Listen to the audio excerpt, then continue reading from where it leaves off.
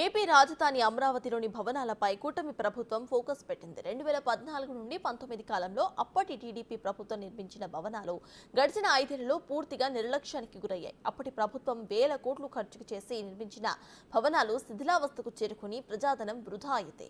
అయితే రాజధానిలో ఎమ్మెల్యేలు, ఎమ్మెల్సీల నివాస గృహాలను గత టీడీపీ ప్రభుత్వం అప్పట్లోనే దాదాపు 90% పూర్తి చేసింది. ఇప్పుడు ఆ భవనాలను అందుబాటులోకి తెచ్చేందుకు అడుగులు ముందుకు వేస్తున్నారు. ఈ క్రమంలోనే స్పీకర్ అయ్యన పాత్రుడు ఎమ్మెల్యే, ఎమ్మెల్సీ క్వార్టర్స్ ను పరిశీలించారు. తొందరలోనే అందుబాటులోకి తీసుకువస్తామని వెల్లడించారు.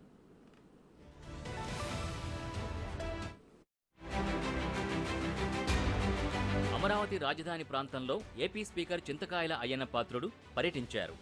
అనంతరం అసెంబ్లీ కమిటీ హాల్లో ఎమ్మెల్యే, ఎమ్మెల్సీ క్వార్టర్ల భవన సముదాయాలపై సమీక్ష నిర్వహించారు. ఒక నిర్దిష్ట కాల వ్యవధి ప్రకారం పనులు వేగవంతం జరిగేలా చర్యలు తీసుకోవాలని సూచించారు. 9 నెలల్లో పూర్తి చేయాలని సిఆర్డీఏ అధికారులకి సూచించారు. గత ప్రభుత్వం నిర్లక్ష్య వైఖరి కారణంగా రాజధాని ప్రాంతంలో ప్రభుత్వ భవనాల పనులు నిలిచిపోయాయని అన్నారు. ఎక్కడి పనులు అక్కడే నిలిచిపోవడంతో వాటికి సంబంధించిన మెటీరియల్ అంతా తుప్పుపట్టిపోయే పరిస్థితులు నెలకొన్నాయని వ్యాఖ్యానించారు. పూర్తి చేసేందుకు అయ్యే అంచనా వ్యయం కూడా పెరిగిపోయిందని పేర్కొన్నారు.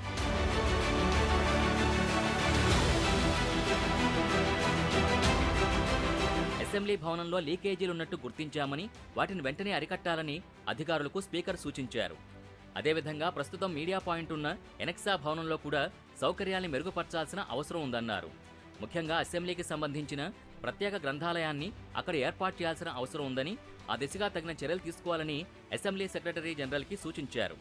అసెంబ్లీ కమిటీల చైర్మన్లకు కూడా ఈ భవనంలోనే రూమ్లను ఏర్పాటు చేయడంతో పాటు అసెంబ్లీకి వచ్చే వారికి సౌకర్యవంతంగా ఉండే విధంగా చిన్న క్యాంటీన్ ఏర్పాటు చేయాలని స్పీకర్ దిశానిర్దేశం చేశారు.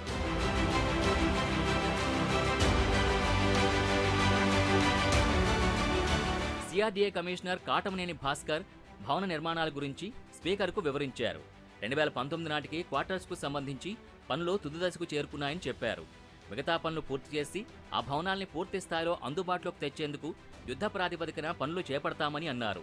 చాలా వరకు ఫినిషింగ్ పనులే పెండింగ్లో ఉన్నందున త్వరితగతిన పనులు పూర్తి చేస్తామని తెలిపారు. 9 నెలల్లో పనులు పూర్తి చేసేందుకు అవసరమైన చర్యలు తీసుకుంటామని చెప్పారు. అదేవిధంగా శాశ్వత అసెంబ్లీ భవనం అందుబాటులోకి వచ్చేలోగా ప్రస్తుతం ఉన్న అసెంబ్లీ భవనం నిర్వహణని పూర్తి స్థాయిలో మెరుగుపరిచేందుకు అన్ని చర్యలు తీసుకుంటామని వివరించారు. అదేవిధంగా అనెక్సా భవనంలో కూడా సౌకర్యాలను మెరుగుపరిచేందుకు చర్యలు తీసుకుంటామని చెప్పారు.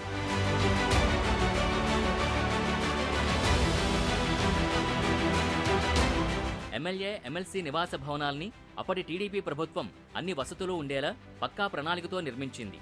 3 రాజధానుల పేరుతో గత వైసీపీ ప్రభుత్వం తుది దశకు చేరుకున్న భవన నిర్మాణాల్ని గాలికొదిలేసింది. దీంతో నిర్మాణంలో ఉన్న భవనాలు శిథిలమై వాటి కోసం తీసుకొచ్చిన కోట్ల రూపాయల మెటీరియల్ నేలపాలైంది. సగానికి పైగా పూర్తయిన భవనాల్ని యుద్ధ ప్రాతిపదికన కంప్లీట్ చేసి అందుబాటులోకి తీసుకురావడంపై కూటమి ప్రభుత్వం ఫుల్ ఫోకస్ పెట్టింది.